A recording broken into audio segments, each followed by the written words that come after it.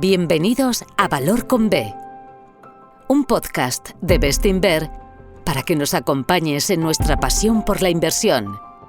Bestinver es la gestora independiente de fondos de inversión y pensiones con más de 35 años de experiencia, perteneciente al Grupo Acciona. Hola a todos, mi nombre es Marta Vila, especialista de producto en Bestinver. Espero que ya los que estáis por aquí me conozcáis. Y vamos a empezar con el episodio de hoy. Uno de los conceptos más importantes de la inversión en valor es el círculo de competencia.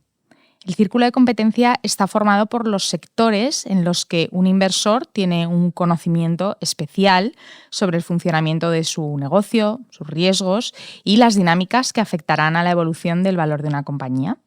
Un conocimiento especial que permite ver lo que los demás no ven y encontrar oportunidades de inversión que están ocultas para la mayor parte del mercado.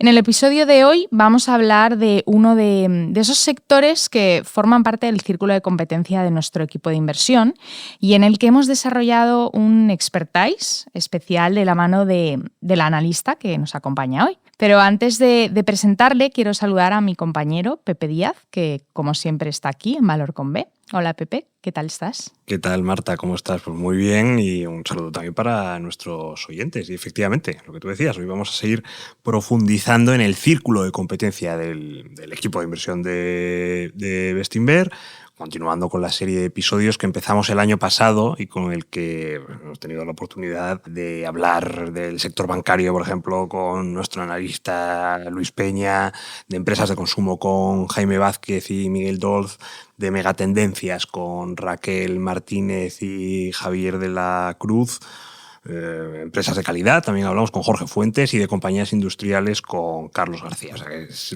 toda esa unión de analistas que vienen a compartir su conocimiento y que forma parte de lo que decías, de nuestro círculo de competencia.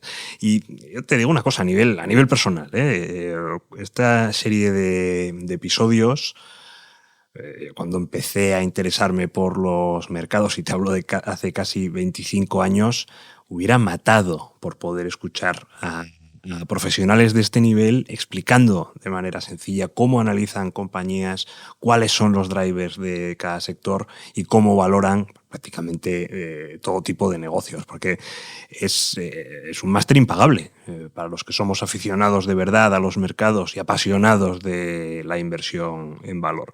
Y además también es información, creo, muy valiosa, que forma parte de nuestro círculo de competencia, ¿no? Como decías, o dicho con otras palabras, esa es la ventaja competitiva que puede ofrecer un equipo de inversión o una empresa gestora como Bestinver a sus inversores. Y en el episodio de hoy vamos a darle una vuelta de tuerca, más con un expertise que me atrevería a decir que ninguna otra gestora española tiene y que es verdaderamente diferencial para Bestinver. Y para ello tenemos que saludar a Juan Díaz Jove, miembro de nuestro equipo de inversión y analista del sector industrial. Hola, Juan. Hola, Marta. Hola, Pepe. Y otro hola para todos los que nos escuchan. Todo un placer estar aquí con vosotros. Hemos dicho que eres analista del sector industrial, pero hoy vamos a tratar un subsector que a mucha gente le sorprenderá que esté incluido dentro del ecosistema del sector industrial. Y me refiero al sector MedTech. Juan, cuéntanos. Así es. Bueno, pero antes de nada, para quien no lo haya escuchado, yo recomiendo el episodio que grabasteis con mi compañero Carlos, porque en él explicaba que el sector industrial era posiblemente el más amplio y heterogéneo del mercado. Y dentro de este macrosector hay pequeños subsectores que comparten algunas características comunes entre sí, por eso los incluimos todos en el sector industrial, y que al mismo tiempo tienen ciclos y detalles diferentes que exigen tener una visión muy especializada para entender cómo generan valor y para saber aprovecharlos dentro de una cartera. El sector MedTech es uno de estos. Y Juan, por ir atinando un poco el tiro, ¿cómo definirías a este subsector MedTech? Pues a ver, el universo MedTech es el que engloba todas aquellas compañías que diseñan, fabrican y distribuyen equipos, dispositivos y consumibles para la industria sanitaria. Por equipo me refiero, por ejemplo, a una máquina de resonancia magnética, a un robot quirúrgico o a una cama de hospital. Un dispositivo médico sería un catéter, una prótesis o un implante dental. y un consumible, pues unas lentillas, una jeringuilla o un bisturí. Y si hablamos de compañías, pues son Alcon, Philips, Straumann, Coloplast. Perdona, Juan, corrígeme si me equivoco, pero son compañías que normalmente se engloban o se meten dentro del sector de cuidados de la salud, ¿no? Me has quitado la pregunta de la punta de la lengua, Pepe, pero eso antes decía que íbamos a hablar de un subsector que a muchos les sorprenderá que tratemos como una parte del sector industrial. Sí es verdad que existen ciertos matices en los que como analista has de fijarte, tanto cualitativos del relato como cuantitativos de los estados financieros. Y no es que sean matices únicos a Medtech, pero tal vez sí más pronunciados. Luego los iremos viendo con algún ejemplo. Pero desde el punto de vista analítico, para poder entender un sector de verdad es necesario despiezarlo para analizar cada una de las partes por separado y así entender cómo generan valor cuando están todas ellas juntas. Digamos que descuartizar un sector, por así decirlo, permite encontrar patrones de funcionamiento y similitudes con otras industrias que, dicho claramente, hacen que entenderlos en profundidad sea más sencillo. Y además, otra ventaja que tiene es que como analista te permite pensar sobre una compañía de manera diferente. Y pensar de manera diferente a como lo hace la mayor parte de inversores es condición necesaria para generar valor. Entonces, ¿por qué Medtech encaja en el patrón del sector industrial? Porque si analizamos su esencia y despiezamos su actividad, vemos que las compañías de Medtech no hacen más que diseñar, fabricar, distribuir y mantener maquinaria empleada en un proceso productivo muy especial, como es el de cuidado de la salud. Por supuesto que, como cualquier otra subindustria tradicional, el sector Medtech tiene sus propios drivers de negocio, que en este caso son el gasto tanto público como privado en salud y que a nivel agregado digamos que es una función del crecimiento, envejecimiento y enriquecimiento colectivo de la población. Pero desde el punto de vista del analista, a la hora de estudiar el negocio por dentro, en esencia no hay muchas diferencias respecto a otros subsectores de fábricas, grasas y tuercas, como los que comentó Carlos. Sí, de hecho, creo que este enfoque que hacemos del sector Medtech desde una perspectiva industrial creo que es más interesante o nos permite de una manera más directa entender cómo desarrolla valor o cómo genera valor. Nos lo permite de una manera más directa que si lo analizamos desde el sector healthcare o pues, con los ojos de analista de sector farma, porque como decías, Juan, a la hora de desarrollar una ventaja es fundamental que no nos dejemos llevar por las etiquetas, en este caso etiqueta del sector salud, y si profundizas de verdad te das cuenta de que el expertise se desarrolla con ese marco mental que comentabas, más similar al del sector industrial tradicional, gracias a ese despiece que decías, a ese partir la actividad en partes y entender cada una por separado, y de ahí se extraen muchas sinergias analíticas, que seguro que vamos a hablar de ellas, ¿no?, en los próximos minutos. Fenomenal, pues sí, vamos a ir profundizando en el sector. Para ti, Juan, ¿cómo generan valor estas compañías? ¿Cuál es la clave del éxito del sector? ¿Y dónde pones más atención a la hora de estudiar una oportunidad en Medtech? Para mí, lo más importante es que estas compañías, diseñen productos innovadores capaces de satisfacer las necesidades críticas de su industria particular. Y esto vincula directamente al gasto de I+D que hacen estas empresas y a los ciclos de innovación. Porque cualquier empresa, sea del sector que sea, tiene que invertir en el desarrollo de nuevos productos. Si no hay un beneficio que ofrecer al cliente, difícilmente se podrá realizar una venta. Ahora bien, hay industrias donde la adopción de nuevas tecnologías es extremadamente rápida, como por ejemplo, ¿vale?, la industria de los semiconductores, y consecuentemente decimos que los ciclos de productos son muy cortos. Y otras donde la innovación es mucho más pausada, como podría ser la industria alimentaria. Cuanto más corto es ese ciclo de innovación, cuanto mayor sea la necesidad de desarrollar nuevos productos, mayor tendrá que ser el presupuesto de I+D. Pero, muy importante, en términos generales, el ciclo de innovación es función de la industria y no tanto de la compañía. Y por mucho que una compañía invierta en I+D para desarrollar nuevos productos todos los años, si su cliente no está dispuesto a hacer un upgrade cada año, pues estará tirando el dinero. Sí es verdad que muy excepcionalmente nos podemos encontrar compañías, extremadamente innovadoras que son capaces de crear un mercado donde antes no existía. Y el ejemplo que siempre se pone es la invención del coche cuando la gente iba a caballo. sin irnos tan lejos, pues otro ejemplo que todos conocemos es el del alquiler de viviendas vacacionales a través de una app que revolucionó la industria del turismo. Pero bueno, eso no es lo habitual. Como decía, cada industria tiene su ciclo de innovación que busca mejorar un producto o servicio ya existente. En la industria tecnológica pura, de software, semiconductores, esas mejoras se dan todos los años y por tanto decimos que los ciclos de innovación son anuales. Pero no así en otras como la alimentaria, donde los ciclos de innovación se miden en décadas. Yéndonos a MedTech, yo diría que sí tira a ese área, digamos, hacia ese área innovador con ciclos de producto de en torno a los 5 años. Entonces supongo que la obsolescencia tiene un papel muy importante, ¿no? Muy buena observación. Para mí juega un papel clave. Porque un producto innovador se vende con una prima. Pero un producto que ya empieza a estar anticuado se puede seguir vendiendo, ¿vale? Pero se va a vender con un descuento. La manera que tienen las compañías de generar más venta año tras año es o vendiendo más unidades o vendiendo un precio más alto. Pero como empresa solo eres capaz de conseguir vender más unidades a un mayor precio si tus productos son innovadores. Y, súper importante, las compañías de MedTech tienen que reinvertir buena parte de esos nuevos ingresos en los productos de la siguiente generación, la que vendrá en unos 5 años, habilitando así un ciclo de innovación por el que empresa, cliente y paciente se benefician. Muy importante también, cuando las compañías dejan de reinvertir en I+D, inicialmente podemos ver un impacto positivo en márgenes, ya que, bueno, pues obviamente se ahorran ese coste, ¿no? Pero conforme esa no reactivación del ciclo de innovación hace que sus productos se vayan quedando obsoletos, las ventas empiezan a sufrir y con ello los márgenes, al no poder apalancar su estructura de costes, sobre esa mayor venta, ¿no?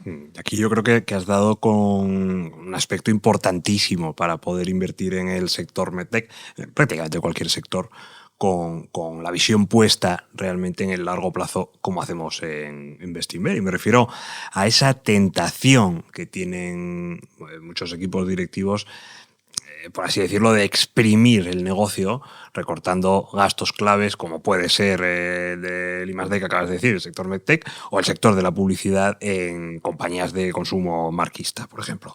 Ese exprimir el negocio, es cierto que impulsa los beneficios a corto plazo, las cosas como son, pero a largo plazo los destroza. ¿Por qué? Pues porque el negocio se desmorona. Y al revés, también podemos hacer ese mismo razonamiento a la inversa. Hay empresas, encontramos compañías con márgenes a la baja porque están invirtiendo con fuerza en un nuevo ciclo de innovación que cuando madure producirá un crecimiento en ventas alto durante años. Y si tienes una visión a corto plazo del negocio, al final lo que ves es que bueno, pues estas inversiones lastran la rentabilidad que estén teniendo. Podemos juzgarlo como si fuera una cosa mala, ¿no? Pero si te planteas una inversión a largo plazo, cuando ves que las empresas invierten, entiendes que la compañía está cultivando la rentabilidad de las próximas décadas. Pero claro, para eso hay que entender bien el negocio, hay que tener una visión empresarial, hay que tener una visión de largo plazo, actuar como un verdadero propietario y sobre todo ser muy paciente, ¿no? que son atributos que prácticamente diría que están en extinción en los mercados. Exacto. Y como tú dices, Pepe, o sea, por eso es importantísimo, a mi manera de verlo, entender muy bien estos sectores. Y es que hay que distinguir una empresa cuyo margen baja, como tú decías, como consecuencia del envejecimiento de su gama de productos, a una cuyo margen baja puntualmente precisamente porque está rejuveneciendo su gama de productos. Porque la inversión en I+D es un gasto. Es un gasto que haces hoy porque esperas obtener un rendimiento en el futuro, pero como gasto, resta. Por lo tanto, una empresa que aumente su presupuesto de I+D pues tendrá un margen inferior, pero puntualmente, hasta que empiece a rentabilizar esa inversión. Por ir poniendo ejemplos, esto es algo que se ve claramente en la empresa de oftalmología Bausch + Lomb, en su división de lentillas sobre todo. Porque en los últimos años estamos viendo una transición muy fuerte de lentillas mensuales a lentillas diarias, que viene facilitada por avances tanto en tecnología como en materiales.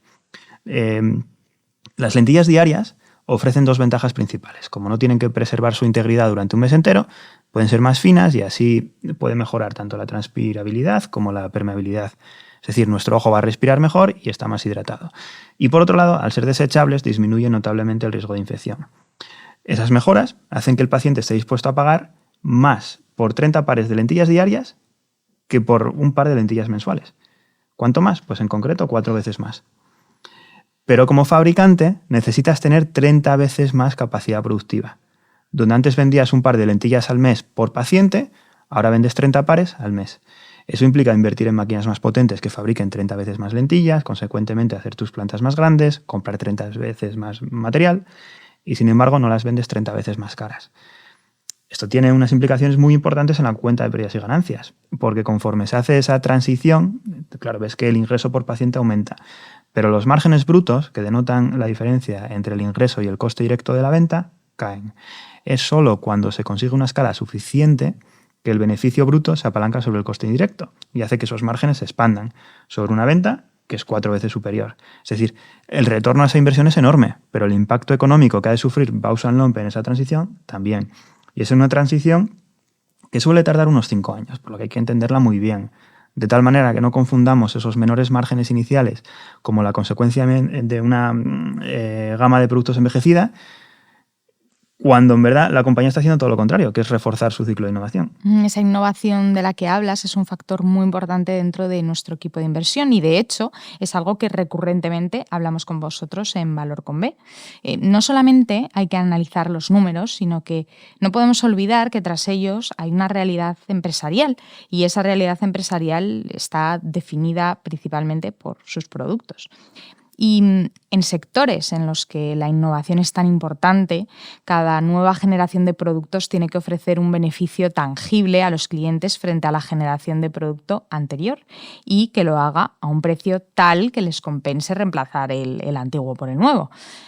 Así que merece la pena destacar esto porque ese valor que genera una empresa para sus clientes es un elemento clave para entender por qué invertimos en unas empresas y no en otras. Totalmente de acuerdo, Marta. ¿Y cómo aplicas este análisis de la innovación dentro del sector MedTech? Pues es que es justo lo que tú acabas de decir. Un producto será innovador si a un precio razonable ofrece una mejora que dentro de MedTech, para mí, ha de estar en las siguientes áreas.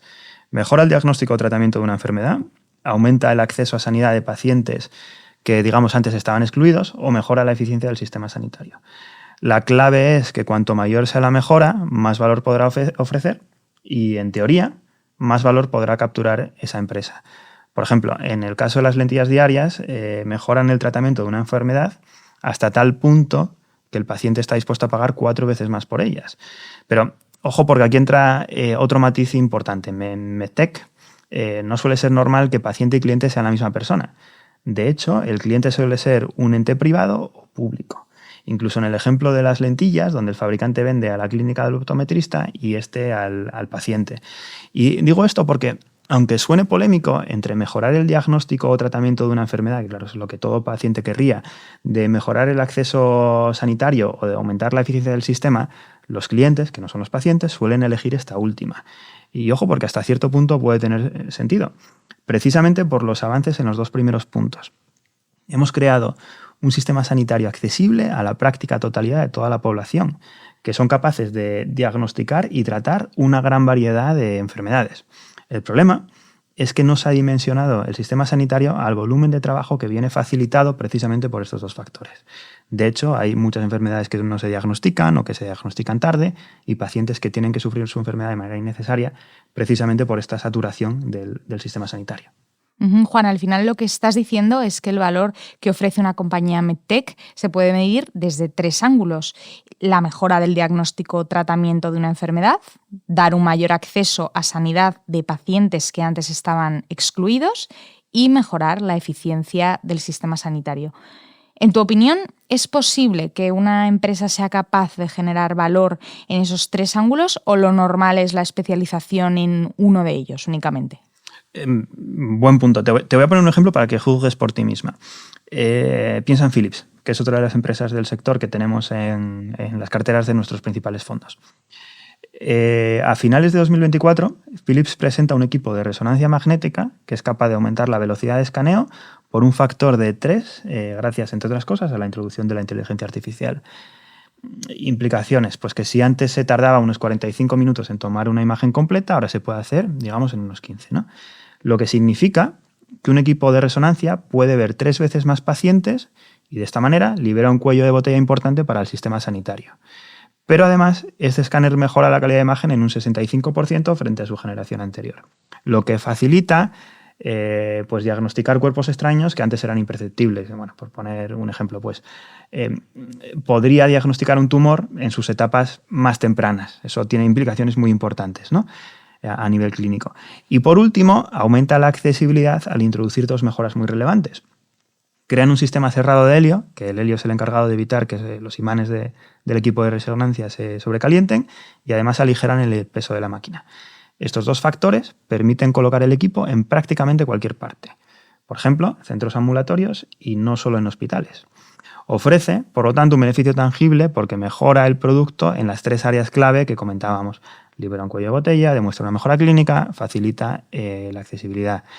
Es razonable pensar que si Philips es capaz de ofrecer ese beneficio tangible cuando su competencia no, pues que este producto tenga éxito. Sí, aquí en este aspecto de Philips, por un lado está lo que comentábamos antes de la importancia de tener esa visión de largo plazo, la importancia de fijarnos en el valor que ofrecen los productos de una compañía.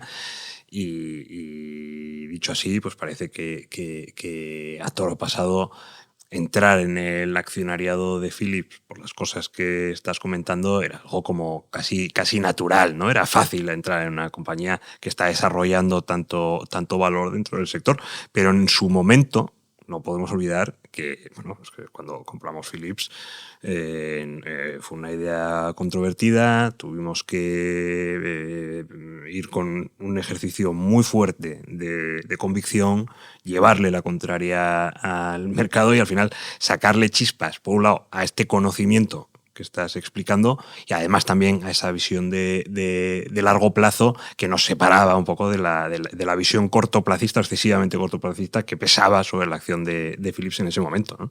Claro, no, totalmente. O sea, no sé si os acordáis de que Philips se vio envuelta en un caso de denuncias colectivas en base a un posible defecto de uno de sus equipos que, decían los demandantes, podía acarrear pues una larga serie de enfermedades. Luego resultó no ser el caso, pero hasta que hubo una resolución en firme, para muchos inversores Philips era intocable. Eso por un lado. Y por otro lado, los fundamentales de Philips, a priori, pues hombre, tampoco daban motivos para estar contentos, digámoslo así. Es durante esa época que estamos hablando del 2021 al 23, veíamos que las ventas y los márgenes de Philips no recogían ese éxito, bueno, pues que nosotros sí atribuíamos a sus productos. Es decir, no estábamos viendo el retorno a tantos años de I+D. Veíamos cómo Philips no era capaz de generar esa venta y además iba acumulando inventarios. Entonces la pregunta obvia era, ¿por qué no era capaz de colocar su producto? Entonces todas estas dudas hacían que Philips fuese intocable incluso para aquellos que eran capaces de ver más allá de los litigios que hablaba antes, ¿no? Pero es que son justo estos momentos de máximo pesimismo, precisamente, los que nos hacen empezar a mirar una empresa para ver, pues obviamente, hasta qué punto están fundados o no. Quisimos entenderlos mejor, digámoslo así. Esta era la época, no sé si os acordáis, en la que las cadenas logísticas mundiales estaban colapsadas. Y aquí lo que pasaba es que Philips tenía el 90% del equipo terminado, por ejemplo, esa máquina de resonancia magnética, pero no era capaz de conseguir las piezas clave, que en una máquina de resonancia, pues las bobinas de radiofrecuencia, que son las que se encargan de capturar la imagen. Es decir, lo que parecía un problema de falta de competitividad, que sería de carácter estructural o más difícilmente pues, reconducible, digámoslo así, en verdad era un problema de aprovisionamiento, que tan pronto como las cadenas logísticas se restituyeran, pues era razonable pensar que ese problema se solucionaría. Perdona, Juan, que esto es lo que decía antes Marta, de ver lo que otros no ven, ¿no? Lo que Exacto. Esa visión. Exacto. Tal cual. Y así fue. Nosotros sabíamos que los productos de Philips sí eran innovadores. Y una vez fue capaz de conseguir esas piezas clave, capaz de facilitar los equipos a sus clientes, y es entonces, no antes, cuando la contabilidad te permite registrar una venta. Y bueno, y es lo que vimos, ¿no? Así fue, registró mucha venta de golpe, ya que esos equipos estaban fabricados casi en su totalidad a falta de una pieza, y al registrar mucha venta de golpe tú eres capaz de apalancar tu coste fijo, los márgenes se expanden sobre un nivel de venta superior, y lo que vimos es esa mejora trimestre tras trimestre y en aumento conforme esa cadencia de ventas iba mejorando, ¿no? Entonces, entender la proposición de valor de sus productos, en este caso, nos ayudó a identificar la oportunidad que teníamos delante justo cuando el pesimismo era máximo, ya sea por dudas, lo que decíamos, por litigios o por dudas sobre la competitividad de sus productos. Nosotros el riesgo que asumíamos considerábamos que se veía mucho más que compensado por el valor de largo plazo de su fundamental. Quería hacerte otra pregunta, porque en vuestras presentaciones internas muchas veces nos contáis que hay compañías que tienen una apariencia muy cíclica, pero luego buceáis en el negocio y descubrís otra pata muy resistente al ciclo. Y de hecho estoy pensando ahora en una compañía que tratamos con Carlos, que es Epiroc, que es una empresa sueca que vende maquinaria para la minería. Este negocio transaccional es claramente cíclico de primeras, ¿no? Depende del CAPEX de las empresas mineras, pero en realidad más del 60% de sus ingresos vienen por servicios y mantenimientos, que al final es una parte muy estable y rentable porque el mantenimiento de sus máquinas lo hacen ellos, es decir, no tienen competidores. Esta es una característica de algunas empresas del sector industrial tradicional muy atractiva. ¿Se da también en el sector MedTech? Sí, o sea, rotundamente sí. De hecho, fíjate, yo creo que es uno de los motivos por los que estudiar MedTech desde la perspectiva industrial aporta tanto valor. Porque eso te permite entender mejor esos economics del mantenimiento y cómo un ciclo de ventas de maquinaria por una innovación, por ejemplo, va a afectar positivamente durante el próximo parón de la demanda gracias a la rentabilidad de ese mantenimiento que es de carácter más recurrente. Estas características, digamos, que exigen una forma de pensar muy diferente a la que emplea el clásico analista del sector salud. De hecho, déjame que siga con Philips. Claro. Pues mira, sobre la venta de ese equipo concreto del que hablaba antes, Philips ofrece también, entre otros, servicios de mantenimiento del equipo para evitar que ese equipo se estropee o si lo hiciese, pues arreglarlo a la mayor brevedad. Porque recordemos que el diagnóstico es uno de los principales cuellos de botella del sistema sanitario. El equipo tiene que estar siempre disponible. Entonces Philips se encarga del mantenimiento y cobra en base al uso de la máquina, de tal manera que si la máquina se estropea, Philips deja de cobrar y así tiene un incentivo a arreglarlo cuanto antes. Aquí juega un papel clave lo que llamamos la base instalada, que esto es el número de equipos que hay funcionando en cierta geografía. Cuanto mayor densidad de equipos de un mismo fabricante, mejor. De tal manera que el equipo de técnicos sea mucho más eficiente por trabajar dentro de un radio de acción localizado. Son contratos muy cautivos, ya que el cliente entiende que será el fabricante del equipo el que podrá repararlo en mejores condiciones, ya sea por familiaridad con ese equipo o por mejor acceso a piezas y recambios. Yo es que te escucho y me vienen a la cabeza empresas de sector industrial tradicional que tienen exactamente estas mismas características. Empresas de ascensores, la propia Rolls-Royce, que ha sido una de las inversiones más rentables de Bestinver en los últimos años, pues, evidentemente cada una con sus diferentes grados de complejidad, pues no es lo mismo el mantenimiento de un motor de avión que un ascensor, por supuesto, pero que tienen unas rentabilidades enormes gracias a esas características del modelo de negocio y que claramente comparten con el MedTech, y es lo que tú decías, ¿no? Que ese es uno de los ángulos. Exacto. De por qué meterlo dentro del sector industrial es tan interesante. Exacto, Pepe. Hay empresas que venden el equipo a coste para luego hacer mucho margen con los servicios, que en esos casos que comentas, y también otras que lo hacen con los consumibles asociados a esa base instalada. Y digo esto además, es que hay un ejemplo buenísimo, dejadme que os lo cuente. Para mí es uno de los ejemplos más potentes de una empresa que ha sabido explotar, bueno, primero construir y segundo, explotar la base instalada. Caso de Alcon, que es una compañía americana que vende equipos y consumibles de oftalmología. Hace ya muchos años, Alcon emplea una brillante estrategia de lanzamiento de su nueva máquina de facoemulsificación. Bueno, faco se conoce coloquialmente. La facoemulsificación es una técnica quirúrgica que se utiliza para operar cataratas. Bueno, lo innovador aquí no era tanto la máquina, que no era mejor que la de sus competidores, sino su estrategia de venta. En vez de intentar reemplazar la base instalada de sus competidores, Alcon colocó la máquina a pérdidas en las principales universidades del país con el objetivo de que los futuros cirujanos se formasen en sus máquinas. De tal manera que cuando se graduasen y montasen su clínica, lo primero que hiciesen fuese comprarse una máquina de Alcon, con la que ya estaban sobradamente familiarizados. Esa compra, por tanto, no estaría motivada por un comercial de Alcon, sino por el propio cliente, la mejor de las ventas. Obviamente, el margen sufre conforme vende esas máquinas a universidades, en un inicio pues a pérdidas.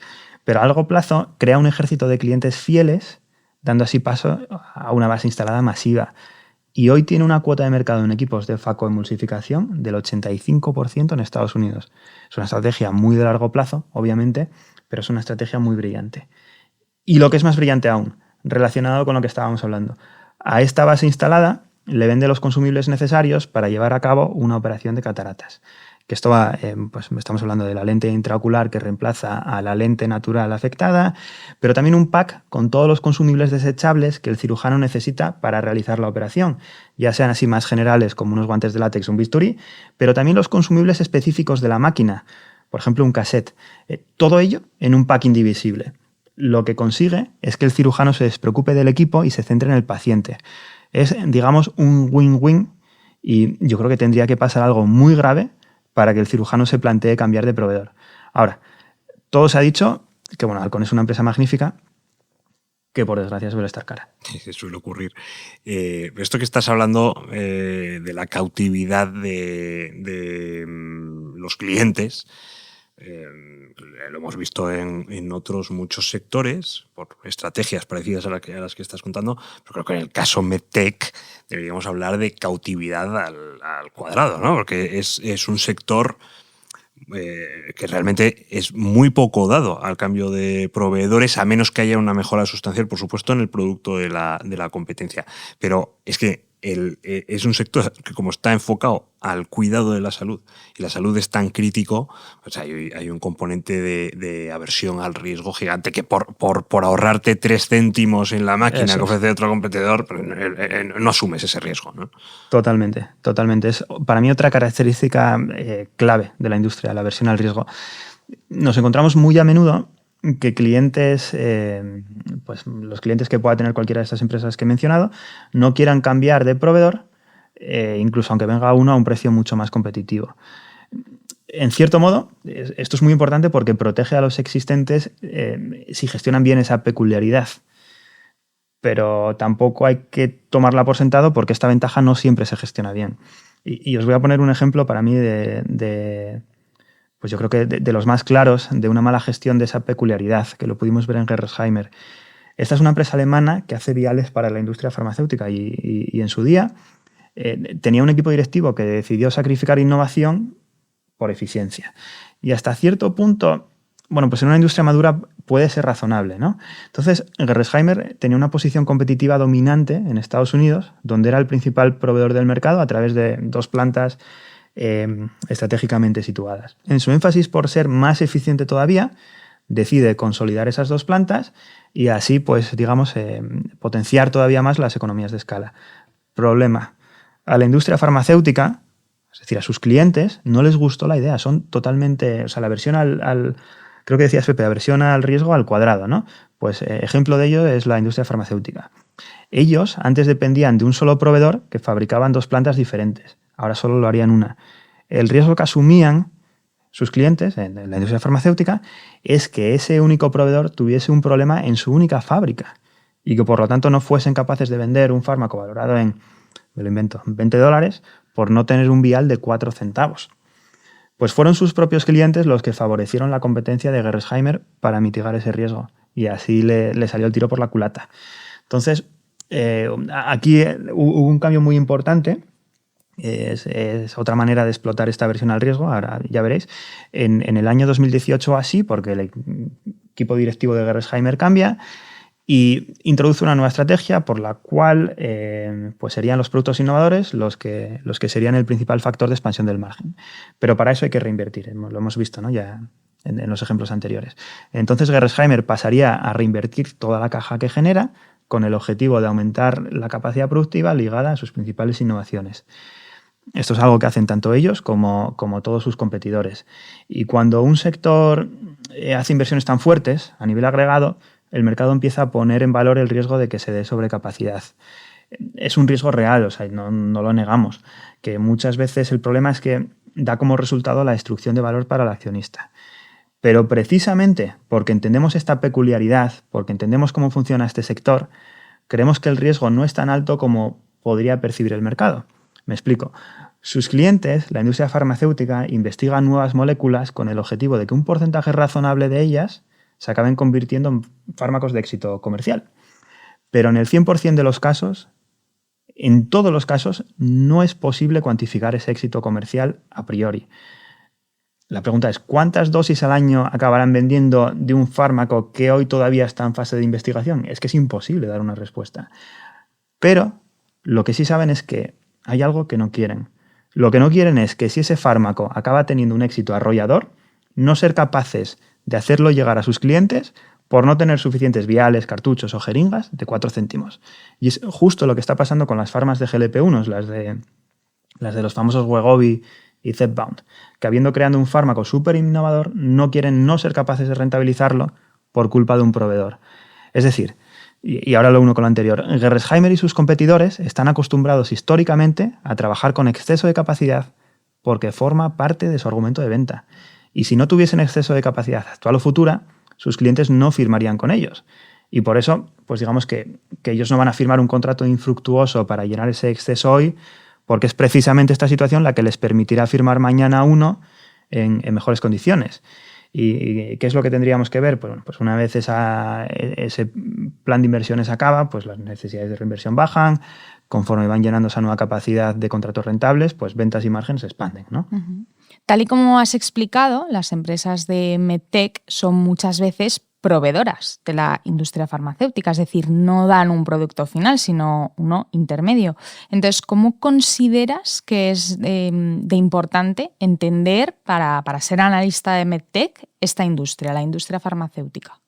Muy buen punto. Pues como decía antes, desde el punto de vista del análisis, yo creo que es más adecuado hacerlo desde la perspectiva del sector industrial. Ahora bien, es evidente que MedTech y Pharma están muy relacionadas. Y aquí yo lo que hago es que me apoyo en mi compañero Borja, que es el que sigue la industria farmacéutica, porque yo creo que muchas veces nos ayuda a entender ciertas innovaciones en MedTech sabiendo que están vinculadas a otras innovaciones en Pharma. Uh-huh. Es muy interesante que expliques este punto del trabajo en equipo, porque yo creo que es una de las grandes ventajas que tenemos en Bestinver frente a otras gestoras. Me refiero al final a esa capacidad de, cruzar conocimientos entre 2 o incluso más analistas, que es que además comparten la forma de pensar, la misma filosofía de inversión y la misma visión largoplacista. Así es, Marta. Te pongo un ejemplo que yo creo que me voy a explicar mejor con un ejemplo para que esto se entienda. Croda, una compañía que, entre otras cosas, hace excipientes de alta pureza para fármacos inyectables. Croda, de hecho, fue uno de los principales proveedores de excipientes para la vacuna de Pfizer contra el COVID.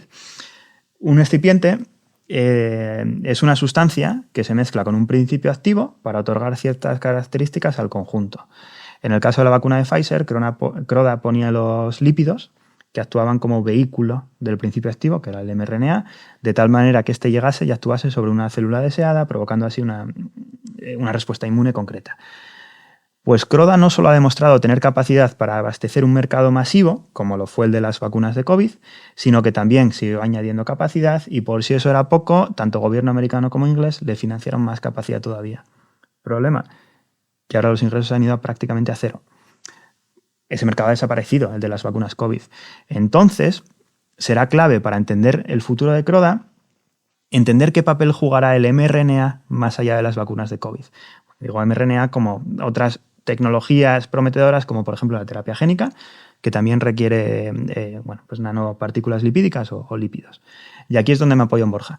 Porque si estas tecnologías acaban siendo exitosas, Croda tiene tanto el know-how como la reputación como la capacidad instalada para llevarse ese mercado donde, todo se ha dicho, ha obtenido los márgenes más altos que haya visto yo de cualquier otra empresa de MedTech.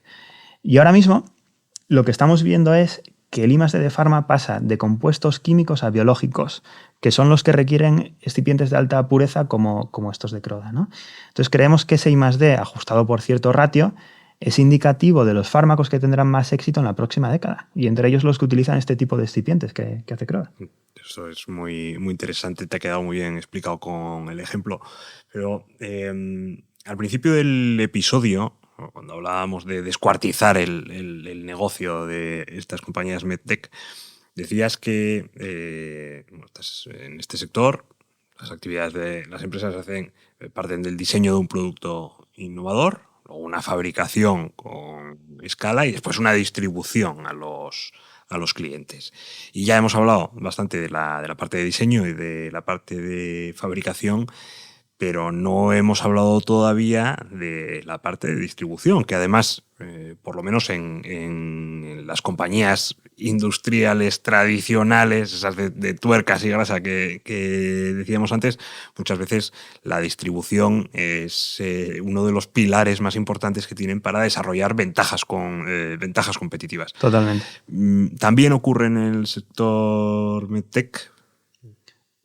Sí, de hecho, yo creo que empecé muy teórico, voy a seguir con ejemplos porque es como mejor se entiende.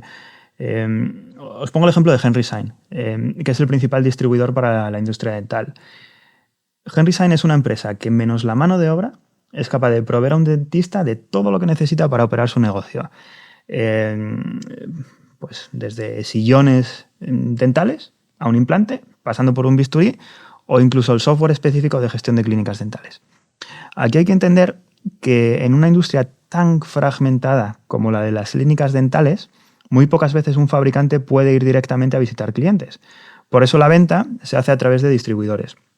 Entonces, para el fabricante será muy importante que ese distribuidor tenga acceso a un gran número de clínicas, de clientes. Y para el cliente, esa clínica dental, será muy valioso trabajar con un proveedor que le pueda suministrar todo tipo de productos necesarios para operar su clínica. Mucho mejor con uno que tenga de todo que con varios para diferentes productos. Porque, bueno, al fin y al cabo, las clínicas dentales quieren ocuparse de sus pacientes, no de andar negociando con diferentes proveedores. Pues entre fabricante y cliente es donde trabaja Henry Schein. Cuanto más producto tenga disponible y cuantos más clientes pueda alcanzar, mejor. Y lo que vemos es que Henry Schein es el número 1, pero por mucho además, o sea, varias veces el tamaño del siguiente competidor. En Estados Unidos tiene una cuota de mercado del 40% a nivel nacional, pero es que en ciertos estados puede llegar al 80%. Entonces, lo interesante es que está siguiendo una estrategia que hemos visto en muchos otros distribuidores independientemente de la industria. Está impulsando su marca propia. Al tener al tener ya establecida una relación de confianza con el cliente, además de esa posición dominante, puede impulsar una nueva marca, en este caso la suya, sin tener que construir un canal de ventas, es decir, con un coste muy bajo. Pero hay que entender cómo funciona lo de la marca propia, porque las marcas propias se suelen ofrecer a un precio algo inferior que la de las marcas ya establecidas, porque tú lo que quieres es motivar pues, que esa clínica dental haga el cambio, ¿no? Por lo tanto, si ofrece, por ejemplo, un implante dental propio frente a uno de terceros, veremos que vende el mismo número de unidades, una por otra, pero que lo hace a un precio unitario más bajo. Es decir, las ventas caen. Y esto es una compañía que tradicionalmente crecía en ventas por encima de la industria y ahora lo que tenemos es que pasa a crecer en línea o incluso por debajo. Pues si no se entiende bien esta transición a marca propia, podríamos pensar que Henry Schein está perdiendo cuota de mercado por falta de competitividad. Pero el resultado de esta transición se tiene que entender a nivel márgenes. Porque ahora no solo se queda el margen de distribuidor, sino que también se queda el margen del fabricante. Es decir, incluso vendiendo a un precio más bajo, el efecto en beneficios es más que positivo. Y de esta manera, los distribuidores, Henry Schein en este caso, son capaces de hacer crecer el beneficio por acción incluso con menos venta. ¿Por qué? Pues porque el valor en este caso está en la distribución. Hemos entendido los principales aspectos en los que te fijas al analizar una compañía. Ahora me gustaría dar un paso más, porque después de montar tu tesis de inversión, entiendo que es muy importante saber cómo evoluciona y habrá que monitorizarla. Vamos, desde luego que es una parte crítica, ¿no?, dentro de un equipo de inversión y a la que muchas veces no se le hace el suficiente caso. En ningún caso. Y eso que es lo que te permite incrementar la posición, si ves que la tesis es correcta, o reducirla cuanto antes para limitar las pérdidas si te has equivocado. Pero es verdad que se habla muy poco de ello. Pues Juan, háblanos, por favor. ¿Cómo haces ese monitoreo? Vale, es algo realmente crítico. En eso estoy totalmente de acuerdo, porque a ver, como analistas nosotros tenemos que ir fijándonos en que nuestra tesis de inversión se vaya desarrollando tal y como lo habíamos planteado. Vale, pero no somos adivinos. O sea, como todos en sus respectivas industrias, pues tenemos que aprender a lidiar con el error porque de vez en cuando nos equivocamos. Para ello, tener una tesis bien definida es clave, ya que cualquier desviación importante será indicativa de un error. Y si no tienes una tesis bien definida, ¿cómo sabes si te estás equivocando? Pues en el caso de Bayer, tener una tesis bien definida nos ayudó a identificar el error muy rápidamente. Entonces, en Bayer había una discrepancia muy fuerte entre los beneficios operativos que era capaz de generar el negocio y lo que llegaba al accionista, el flujo libre de caja. Nosotros creíamos, nuestra tesis decía, que esa discrepancia se iba a cerrar. Sin embargo, se dieron una serie de eventos que provocaron que esa discrepancia se agrandara. Con el catalizador, no sé si os acordáis, la caída de un producto que era clave tanto para reemplazar la pérdida de exclusividad de sus principales fármacos como para apalancar su estrategia de ventas en Estados Unidos. Pues nosotros ahí tuvimos que levantar la mano y reconocer el error. Como sabíamos por qué comprábamos, en cuanto identificamos el error, fuimos capaces de actuar para que el impacto en nuestros fondos fuese mínimo. La tesis estaba rota, pues ahí lo que decidimos es reinvertir ese capital en otras ideas de inversión. Entonces, es tan importante acertar como identificar los errores. Principalmente por dos razones. Pues una, para que no te cueste dinero, y por otro lado, pues para aprender de ellos. Pues Juan, nos has explicado perfectamente cuáles son las claves para analizar este sector y hemos visto que en él hay compañías realmente extraordinarias con iniciativas estratégicas, en fin, de altísimo nivel, que las convierten tan extraordinarias que casi podríamos decir que se pueden comprar a cualquier precio, ¿no? Pepe, pregunta trampa, me parece, ¿eh? Sí, Pepe es como Colombo, que cuando terminaba de interrogar a un sospechoso hacía como que se marchaba y al final metía la pregunta trampa. Sí, exacto. Entonces, podemos empezar con una sección aquí siempre que es la pregunta trampa. Pues, sí. Pues Juan... Hay que empezar por Juan, ¿no? No podíais haber empezado por otro. Te ha tocado el primero. Vale. A ver, la valoración es condición indispensable, innegociable. En este sector, además, es que hay compañías de las que te puedes enamorar fácilmente porque lo tienen todo. Pero, claro, es que precisamente por eso corres el riesgo de sobrepagar. Y, bueno, pues nosotros, creo que todos nuestros clientes lo saben, somos inversores en valor. Nosotros sabemos mejor que nadie que si sobrepagamos por una empresa, todo el valor que genera con su negocio va a quedar canibalizado por la valoración. Pero es que fijaros que todas las compañías de las que hemos hablado hoy compiten en oligopolios. Precisamente por esos matices que hemos ido enumerando, que hacen que estas empresas tiendan a la concentración. Y poca competencia suele ser indicativa de alta rentabilidad operativa. Es que este es un sector súper bonito, en el que lo primero que tienes que saber como analista es que cuando empiezas a estudiarlo, pues hombre, es posible que te encuentres empresas muy buenas, posible no, seguro que te encuentres empresas muy buenas, pero no por ello tienen que ser buenas inversiones. Entonces, yo, si no veo que la acción está barata, si no identifico qué es lo que se está perdiendo en el mercado y si no encuentro un margen de seguridad suficiente, por muy bueno que sea un negocio, una industria, no presento a la compañía como idea de inversión.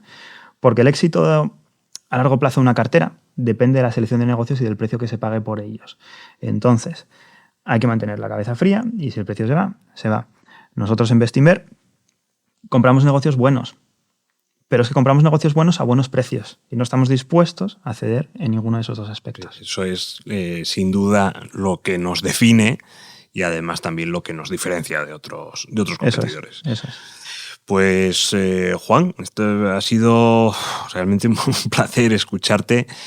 Creo que nos has dado una clase magistral como del conocimiento que se puede llegar a tener de una compañía, de entender cómo genera valor un negocio, las diferentes palancas que tienen este tipo de empresas medtech para mejorar su entorno de mercado, su posición competitiva. Así que muchas gracias por compartir este conocimiento, pero es que además también has demostrado cuál es la ventaja competitiva de Bestinver y el enorme talento que tenemos en nuestro equipo. Así que, muchas gracias. Yo he disfrutado mucho. Muchas gracias por venir a Valor con B.